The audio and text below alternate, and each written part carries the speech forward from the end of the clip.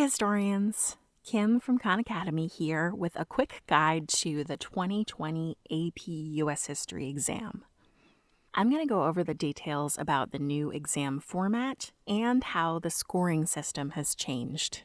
Okay, here's what you need to know. First, the exam is taking place on Friday, May 15th, 2020.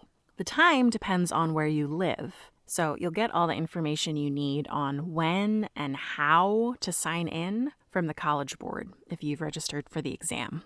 The overall scoring system for the exam hasn't changed. You'll still receive a score between 1 and 5, and it's still up to colleges to decide how many credits they'll award you based on that score.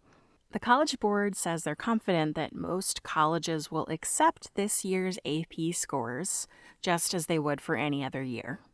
You'll have 45 minutes to take the exam, plus 5 minutes for uploading at the end of that period. You can type the exam if you've got access to a computer, or you can write it out longhand on paper and take pictures of your essay if you want to upload it through your smartphone. If you need help accessing technology so you can take and submit the exam, reach out to the College Board as soon as you can. I'll put a link to the form in the description. So now let's talk about the format of the exam. It's a little different. The whole exam is just going to be one document-based question, DBQ. So there won't be any multiple choice or short answer questions or a long essay. The good news is that this year there will be fewer documents than your standard DBQ, 5 documents instead of 7. And one of those will be something other than a text-based source, so a political cartoon, a photograph, map, something like that.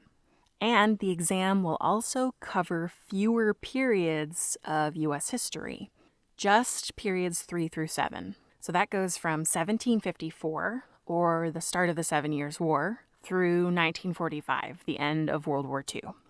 The exam is going to be open book, so you can have any books or notes you want with you.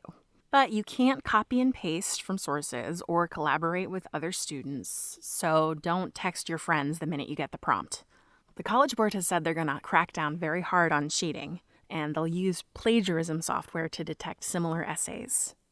All right, now let's talk about how this DBQ will be scored. It's a little different from previous DBQs since there are fewer documents and less time overall. You'll be able to earn up to 10 points instead of 7. So let's go through the points you can earn one by one. First, there are the thesis and contextualization points. These are the same as they have been in past exams. You get 1 point for including a historically defensible claim that gives a line of reasoning in either the introduction or the conclusion. This means you've got to answer the question prompt with an argument that's factual, and you need to say why you think it's true. Contextualization gives a broader sense of what was happening in the time period in a way that's relevant to your thesis. So if the question is about industrialization in the Gilded Age, you want to explain the context of the expansion of factory work and urbanization, not something about the impact of the Dawes Act on Indigenous people in the West. Just because something's happening at the same time doesn't mean that it's relevant context for the argument you're making. Okay, now let's talk about the evidence points. This is the area where there are the most differences from the usual DBQ scoring. Here's how you can earn the points. You get 1 point for describing the content of 2 of the 5 documents accurately. That means not just quoting from them, but showing your understanding of what's happening in the document. And you can earn another point for using those 2 documents to support your argument, tying them back directly to your thesis. And you can earn another point by going above and beyond by accurately describing 4 documents and using those to support your argument too. Then there's evidence beyond the documents. You can earn up to 2 more points by bringing in 1 or 2 more pieces of evidence to support your thesis, drawing on your own knowledge of the material. Now, it's not just mentioning some other piece of evidence. You have to show that you know what you're talking about when you use it. So you can't just say, another example of reform was the temperance movement. You need to say something like, The temperance movement was another reform movement that encouraged Americans to make a voluntary change for the better by abstaining from alcohol. The analysis and reasoning points are also slightly different this year.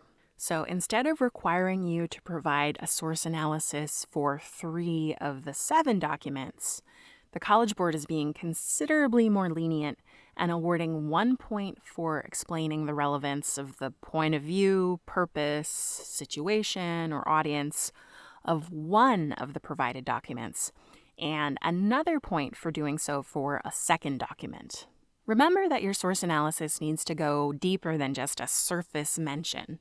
Don't just say the Emancipation Proclamation was written in the context of the Civil War, but something like Lincoln issued the Emancipation Proclamation after the U.S. Army won the Battle of Antietam, hoping that the victory and the new commitment to ending slavery would prevent European powers from allying with the Confederacy.